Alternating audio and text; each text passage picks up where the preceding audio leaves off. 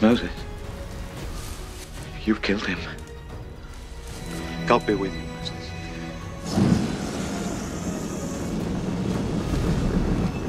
Moses, I have heard the cry of my people Israel.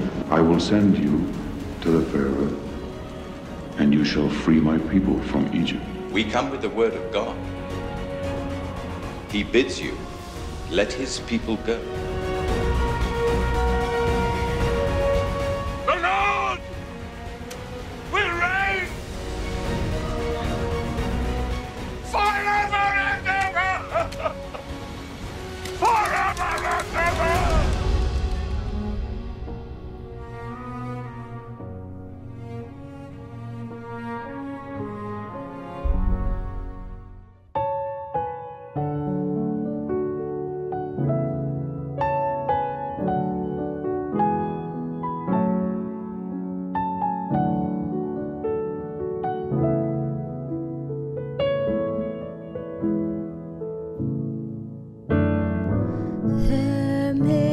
Storms that won't move out the way, and trials will come to only test my faith. What I've learned about your favor, your mercy and your grace, as they go on forever, sufficient for today. When I'm worried about tomorrow, I won't be overwhelmed, and the burdens that I've carried, I will choose to lay them down. 'Cause what I've learned about your favor, your mercy and your grace, as they go on forever, they're sufficient for today. Hallelujah, hallelujah, hallelujah, it's sufficient for today.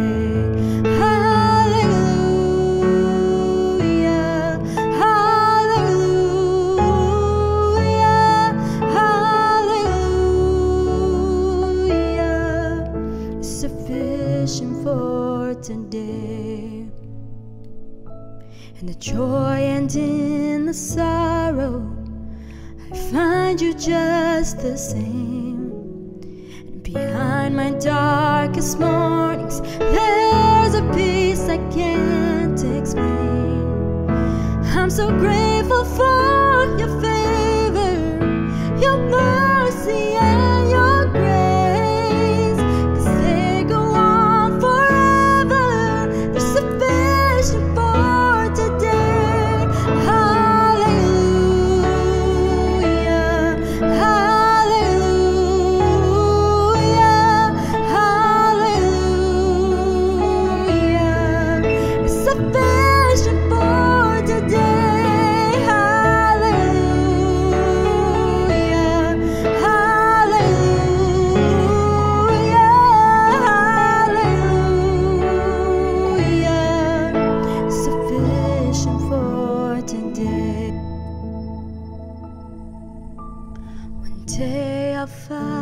See you, and my faith will be my sight, and all my present sufferings will be gone and left behind. I'll be standing in your favor, your mercy and your grace, as they go on forever, they still go on forever, they still go on forever. Oh, glory to your name. Hallelujah, hallelujah, hallelujah. Oh,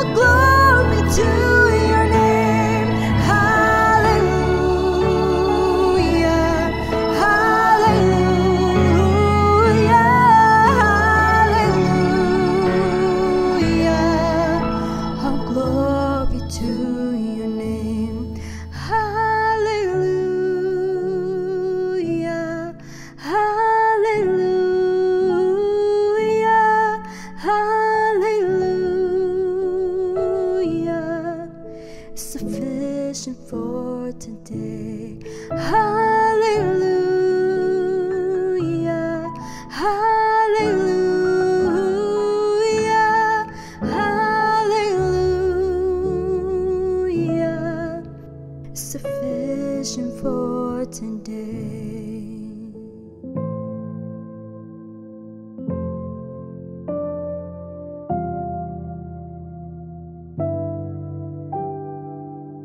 Salam Bapak Ibu semua, kita mengucap syukur kita masuk dalam minggu kedua bulan Maret, tanggal 10 Maret 2024 hari ini. Dan kita masih melanjutkan seri Kitab Keluaran. Hari ini saya akan membawakan firman Tuhan di bawah tema Allah yang memelihara. Keluaran pasal 1 ayat 15-21. Mari kita berdoa sebelum kita mendengarkan kebenaran firman Tuhan hari ini. Bapa dalam surga, kami mengucap syukur karena Engkau mengatur sejarah hidup manusia. Secara pribadi, secara dunia, bahkan sejarah keselamatan. Kami mengucap syukur karena Engkau tidak pernah gagal dalam melakukan apa yang Engkau tuliskan dalam sejarah. Kami berdoa Tuhan supaya kebenaran firman Tuhan hari ini menguatkan kami di tengah-tengah semua situasi dunia. Semua situasi hidup kami pribadi yang berat, yang terasa begitu menekan hidup kami. Kami berdoa supaya kebenaran firman Tuhan ini membangkitkan harapan kami, menguatkan iman kami.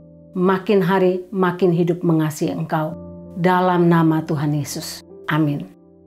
Bapak Ibu, mari kita baca Keluaran pasal 1 ayat 15-16. Ayat-ayat lainnya kita akan baca dalam penyampaian firman Tuhan. Demikian bunyi firman Tuhan. Raja Mesir juga memerintahkan kepada bidan-bidan yang menolong perempuan Ibrani. Seorang bernama Sifra dan yang lain bernama Pua, katanya, apabila kamu menolong perempuan Ibrani pada waktu bersalin, kamu harus memperhatikan waktu anak itu lahir. Jika anak laki-laki, kamu harus membunuhnya. Tetapi jika anak perempuan, bolehlah ia hidup. Saya baca satu kisah tentang Alfred Hitchcock. Alfred Hitchcock ini adalah seorang produser TV yang terkenal yang memang agak aneh, tayangannya juga horor dan agak aneh. Nah, dalam satu episode TV yang dibuatnya tahun 1987, kisah ini merupakan remake dari peristiwa nyata tahun 1964. Dia menceritakan kisah seorang wanita pembunuh yang dijatuhi hukuman penjara. Wanita ini hebatnya selalu berhasil menghindarkan dirinya dari hukuman walaupun dia sudah melakukan begitu banyak seri pembunuhan. Nah, tiap kali dia memasuk penjara dia berhasil meloloskan diri sehingga satu kali dia ketangkap dan dia benar-benar dimasukkan ke dalam penjara. Nah, selama di penjara wanita ini mempelajari bagaimana caranya dia bisa meloloskan diri. Dan setelah pengamatan sekian lama dia berhasil menemukan satu cara paling ampuh untuk meloloskan diri. Yaitu apa? Dia bertemu dengan petugas kuburan, yaitu orang yang bertugas mengambil mayat para narapidana yang sudah mati dan membawanya ke kubur di sebelah lahan penjara. Dengan deal, orang-orang petugas pekuburan ini adalah orang tua dan dia kena penyakit katarak. Sehingga dia butuh uang untuk operasi kataraknya. Jadi mereka buat deal. Petugas penjara ini, khususnya yang akan menguburkan orang-orang mati, akan melepaskan dia, membawa dia keluar dan melepaskan. Dan wanita ini akan memberikan sejumlah uang untuk operasi katarak.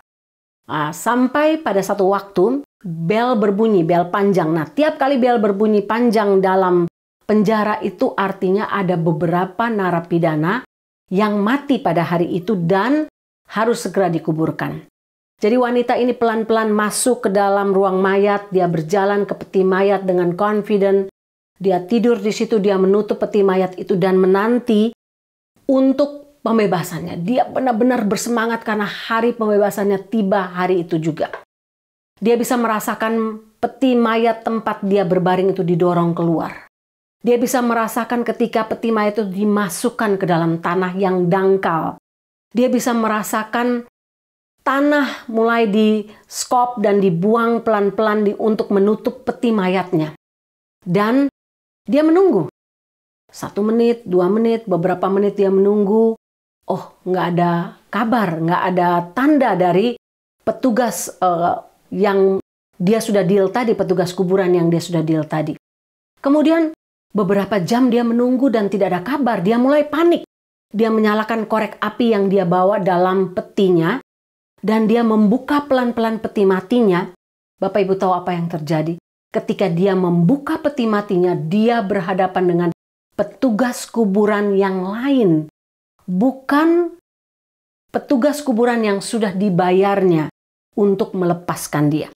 Akhirnya, singkat cerita, perempuan ini ketangkap dan dia harus masuk penjara. Bapak Ibu, hal yang terjadi sama beberapa ribu tahun yang lalu ketika Firaun berusaha berulang kali untuk membunuh keturunan Israel. Karena ketakutannya dia berusaha untuk membunuh keturunan Israel ketika mereka menjadi banyak di tanah Gosen. Bapak Ibu bayangkan jumlah mereka sekitar 1 sampai 2 juta orang pada waktu itu. Dan jumlah orang Mesir tidaklah seberapa, tidak sampai beberapa ratus ribu. Dan itu menakutkan Raja Firaun. Sehingga dalam khotbah minggu lalu Pak Riki sudah bahas bagaimana Firaun berusaha untuk menindas mereka dengan pekerjaan rodi, pekerjaan berat. Bagaimana dia memahitkan hidup mereka supaya mereka tidak mampu berkembang biak lagi. Tapi usaha ini gagal. Kenapa Bapak Ibu? Karena orang Israel makin ditekan, makin beranak pinak, makin berkembang biak. Sehingga Firaun memikirkan cara lain yang lebih efektif. Bagaimana caranya? Caranya adalah dengan melakukan pembunuhan terhadap para bayi. Sehingga kita akan melihat 3 hal dalam bagian ini. Yang pertama, kita akan melihat bagaimana rencana perintah pembunuhan yang dilakukan oleh Firaun dalam ayat 15-16 yang kita baca tadi. Bapak Ibu lihat dalam ayat yang ke-15. Raja Mesir memerintahkan kepada bidan-bidan yang menolong perempuan Ibrani, seorang bernama Sifra dan yang lain bernama Pua. Bapak Ibu lihat, ini dekret, ini ultimatum, ini perintah raja yang harus dilakukan. Tidak bisa tidak. Perintah ini didasarkan atas ketakutan, ancaman kalau jumlah Israel menjadi makin banyak, menjadi makin melonjak. Dan satu waktu kalau mereka bersekutu dengan musuh, dan kalau Mesir berperang melawan mereka, maka pasti bangsa Mesir akan kalah karena jumlah mereka sangat banyak. Tapi pertanyaannya Bapak Ibu, pertanyaan untuk perintah yang diberikan oleh Firaun ini adalah, mengapa Firaun memberikan perintah untuk membunuh bayi yang baru lahir? Dan perintah ini dikhususkan kepada bayi laki-laki. Bapak Ibu, ini sesuatu yang aneh. Yang kedua, kenapa bayi perempuan dibiarkan hidup? Kenapa tidak dibunuh semuanya kalau ini untuk depopulation? Lalu mengapa Firaun tidak memberi perintah untuk membunuh orang laki-laki dewasa saja? Bukankah itu lebih masuk akal?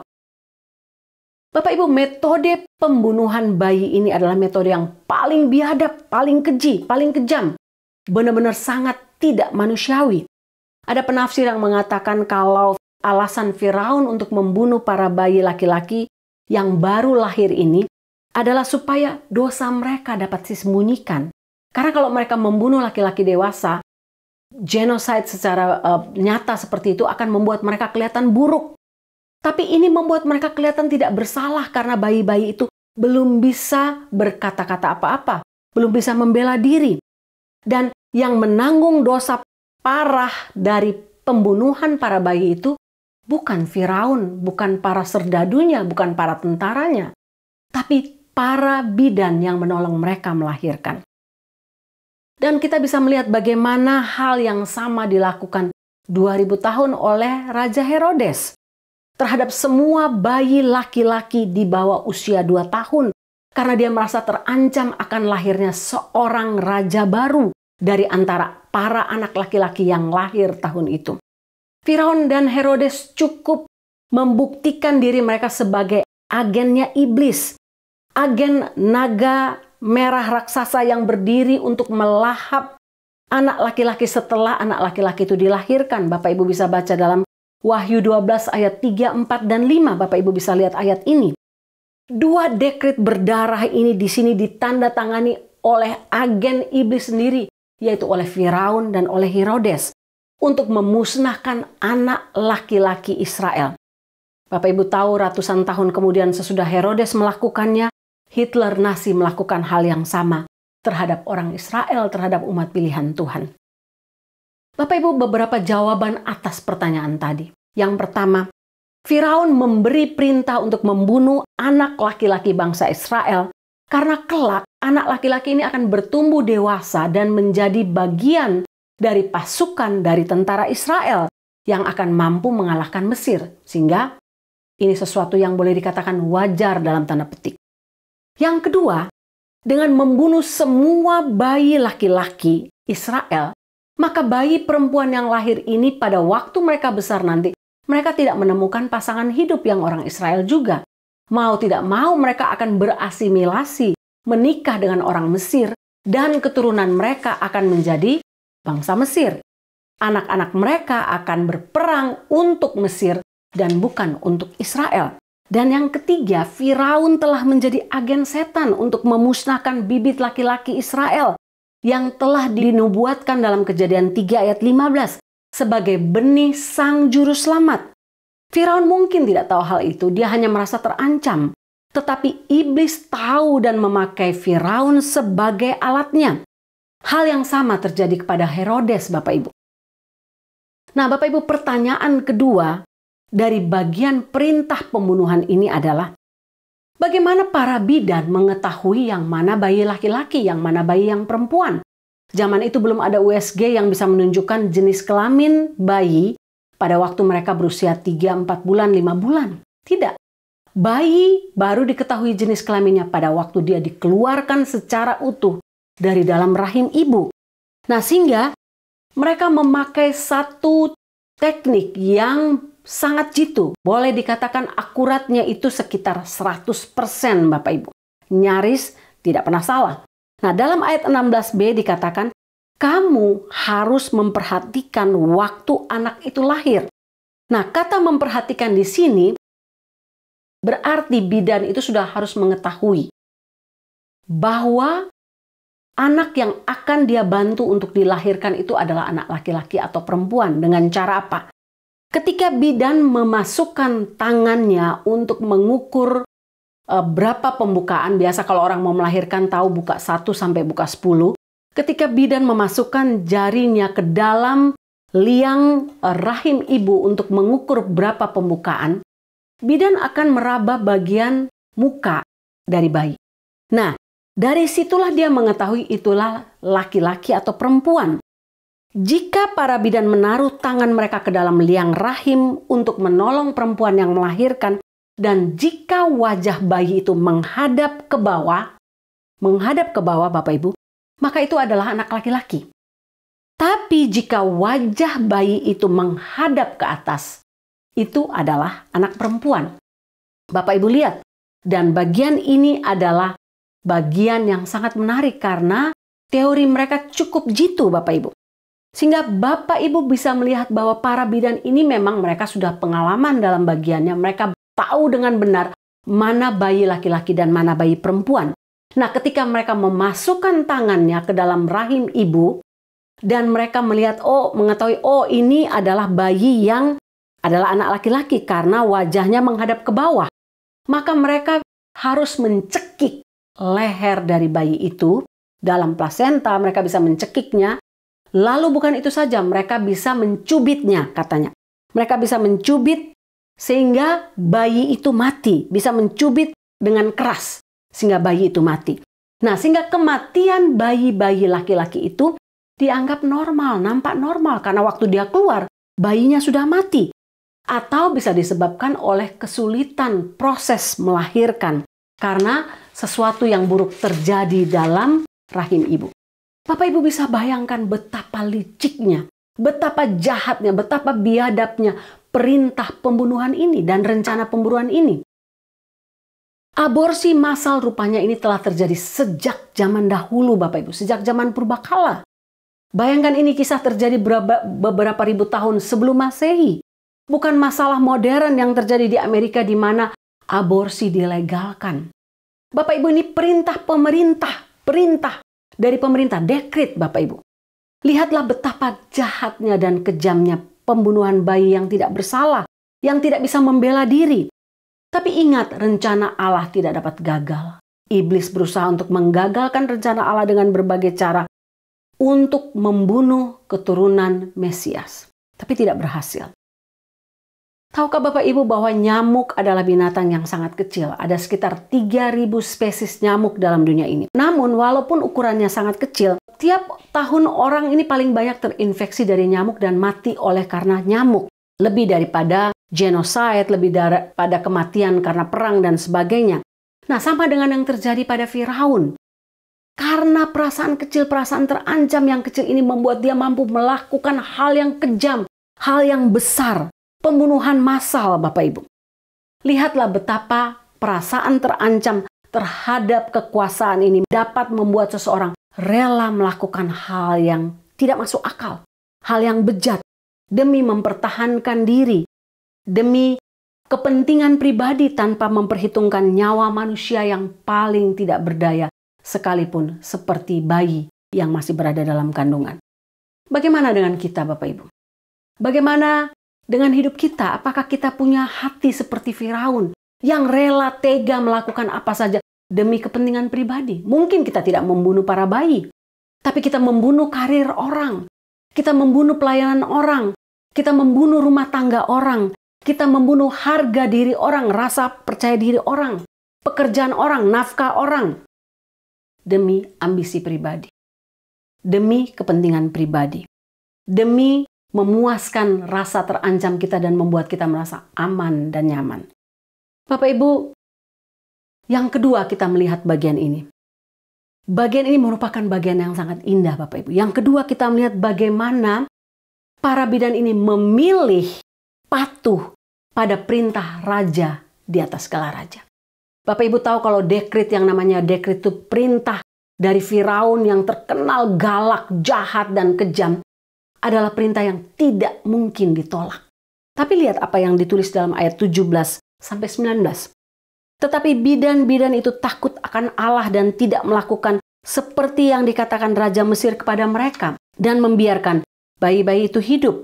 Lalu Raja Mesir memanggil bidan-bidan itu dan bertanya kepada mereka, "Mengapakah kamu berbuat demikian membiarkan hidup bayi-bayi itu?" Jawab bidan-bidan itu kepada Firaun, "Sebab perempuan Ibrani tidak sama dengan perempuan Mesir, melainkan mereka kuat. Sebelum bidan datang, mereka telah bersalin." Bapak Ibu bayangkan kisah ini. Saya bisa membayangkan kalau saya berada dalam posisi para bidan itu. Tentu ini perintah yang sungguh menakutkan. Tapi lihat, mereka berada dalam satu posisi perintah raja ini. Membuat para bidan itu seolah-olah menjadi bidan yang biadab, yang kejam, yang menanggung darah orang yang tak bersalah. Membuat mereka menghilangkan kepercayaan orang kepada mereka, mengkhianati sumpah pekerjaan mereka, dan bukannya menolong para ibu, malah menjadi pembunuh para bayi itu. Bayangkan posisi para bidan ini.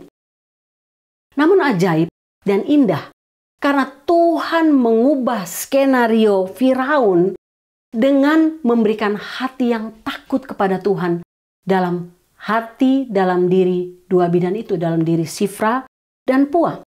Mereka dikenal sebagai bidannya orang Ibrani walaupun mereka sendiri adalah orang Mesir. Nah, kira-kira mengapa kedua bidan ini berani menolak melakukan perintah dekret Raja Firaun? Bisa fatal kalau sampai mereka ketahuan. Yang pertama kita tahu tadi, mereka punya hati yang takut akan Tuhan.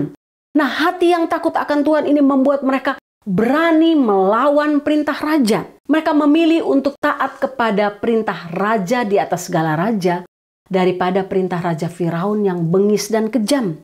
Bapak Ibu lihat, ketidaktaatan mereka adalah ketidaktaatan yang saleh terhadap perintah yang tidak saleh. Banyak kali dalam sejarah manusia pemerintah mengeluarkan peraturan pemerintah yang merugikan orang yang hidup takut Tuhan. Banyak kali itu terjadi. Dan ini terjadi dalam hidup Sifra dan Pua. Tapi mereka memilih untuk melakukan ketidaktaatan mereka sebagai ketidaktaatan yang saleh terhadap perintah yang tidak saleh. Mereka memilih untuk taat kepada Tuhan daripada kepada Raja Firaun. Hal yang sama dilakukan oleh Rasul Petrus dan Yohanes dalam Kisah Para Rasul 4 ayat 19. Tetapi Petrus dan Yohanes menjawab mereka, "Silahkan kamu putuskan sendiri manakah yang benar di hadapan Allah, taat kepada kamu atau taat kepada Allah." Bapak Ibu, Daniel, Sadrak, Mesak, Abednego melakukan hal yang sama. Mereka tidak takut melawan perintah raja demi menyenangkan hati raja di atas segala raja.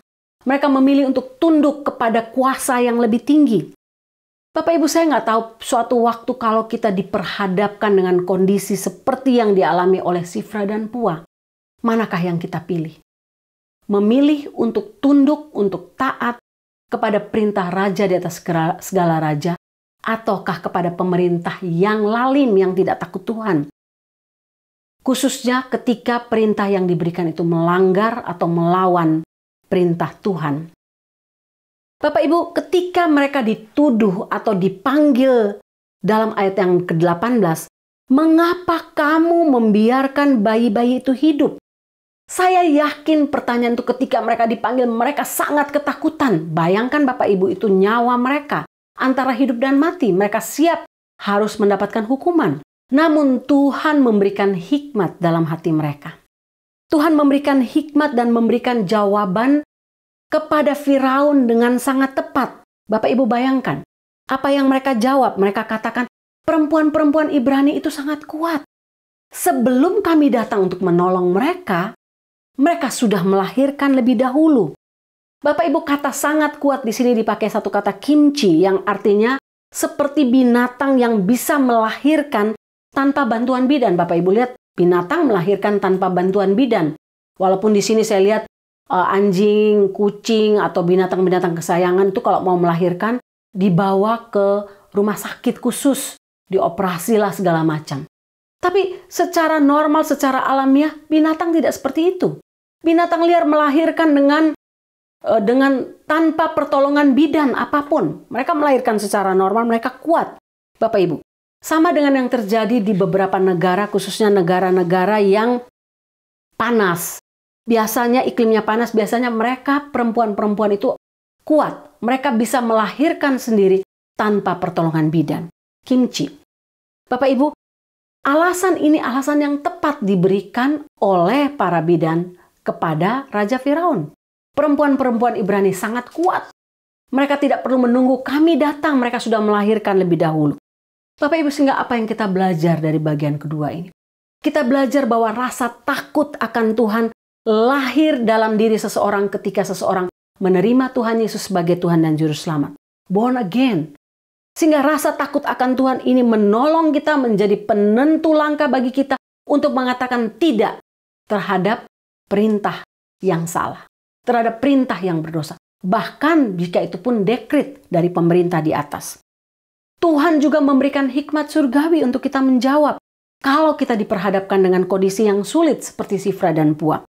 Memilih untuk mentaati perintah Tuhan tidak melepaskan kita dari rasa takut dan ancaman akan hukuman. Sama sekali tidak, Bapak Ibu. Tapi kita bisa yakin bahwa ketika kita memilih untuk tunduk kepada Tuhan lebih daripada kepada manusia, maka Tuhan sendiri akan melindungi dan melepaskan kita dari mara bahaya apapun. Sehingga pertanyaan untuk kita, apa yang kita pilih ketika kita diperhadapkan dalam kondisi seperti Sifra dan Pua? Seperti Daniel dan kawan-kawannya. Seperti Petrus dan Yohanes, Bapak Ibu. Saya ingat kisah Rahab. Ketika Rahab seolah-olah berbohong kepada pemerintah pada waktu itu untuk menolong para pengintai, Bapak Ibu, Alkitab tidak menulis Rahab sebagai penipu. Malah Alkitab memasukkan Rahab ke dalam kumpulan pahlawan iman. Ibrani 11 ayat 31. Demikian juga dengan Daniel. Demikian juga dengan Petrus. Dalam Kisah Para Rasul 5 ayat 29 dikatakan, tetapi Petrus dan rasul-rasul itu menjawab, katanya, kita harus lebih taat kepada Allah daripada kepada manusia. Semua kisah ini menjadi bekal untuk kita. Ketika satu waktu kelak Tuhan mengizinkan kita menghadapi kondisi seperti ini, kita punya bekal.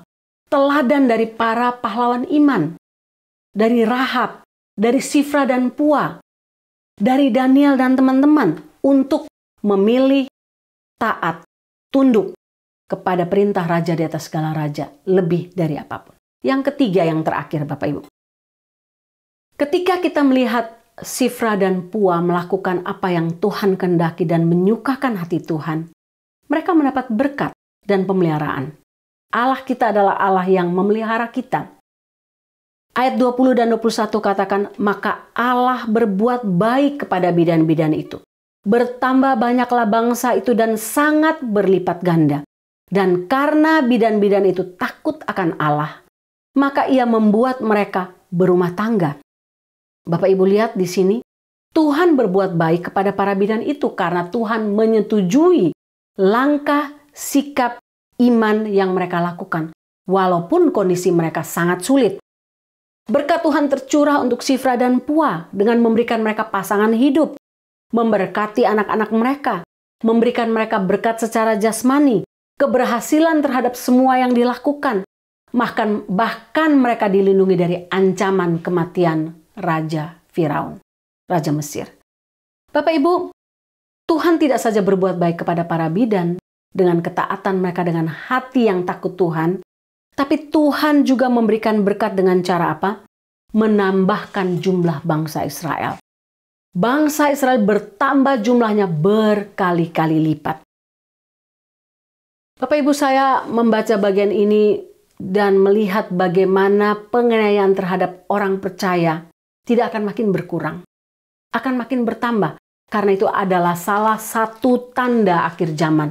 Kalau kita baca dalam Matius 24. Persecution terhadap orang percaya akan makin bertambah.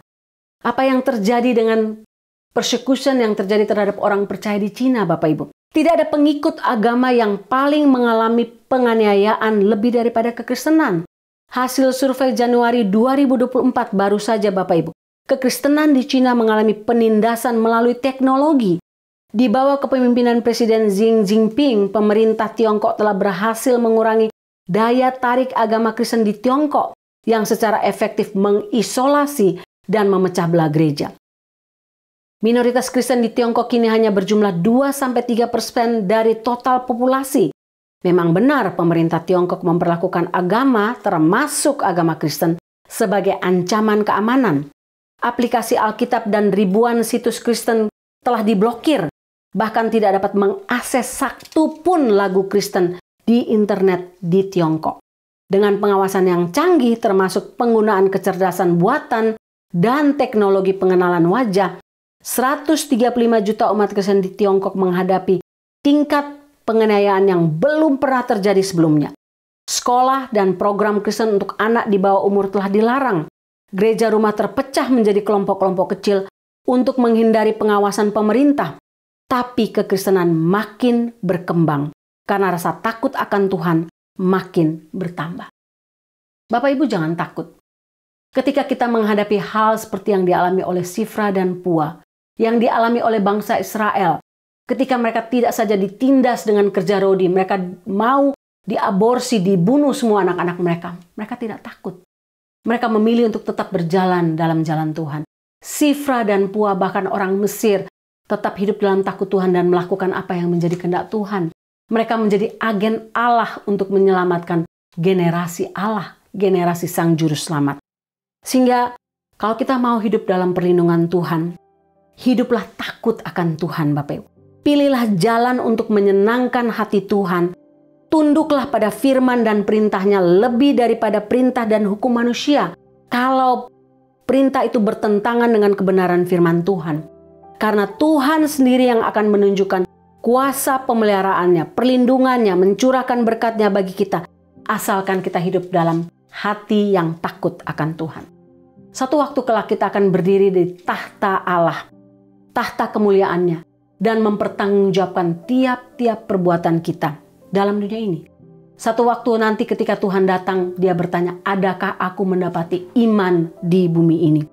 Tidak menyangkal namanya, memilih untuk mentaati perintahnya, memilih untuk takut akan Tuhan lebih daripada ketakutan kita terhadap manusia. Mari kita berdoa. Tuhan, hamba tahu bahwa Engkau mempersiapkan kami dengan bagian-bagian kebenaran firman ini.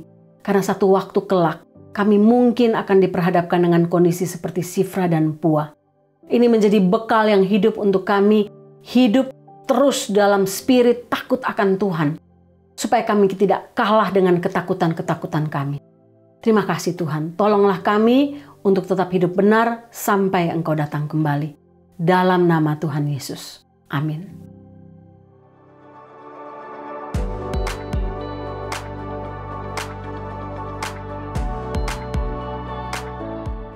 Bapak Ibu, kita akan mengakhiri ibadah kita. Saya berdoa supaya kebenaran firman Tuhan hari ini sungguh memberkati kita, dan seluruh rangkaian ibadah hari ini sungguh memberkati hidup kita. Mari kita mengakhiri ibadah kita, mari kita menundukkan kepala kita dan mengangkat hati kita untuk menerima berkat Tuhan. Tuhan memberkati engkau dan melindungi engkau. Tuhan menyinari engkau dengan wajah-Nya dan memberi engkau kasih karunia. Tuhan menghadapkan wajah-Nya kepadamu dan memberi engkau damai sejahtera. Amin.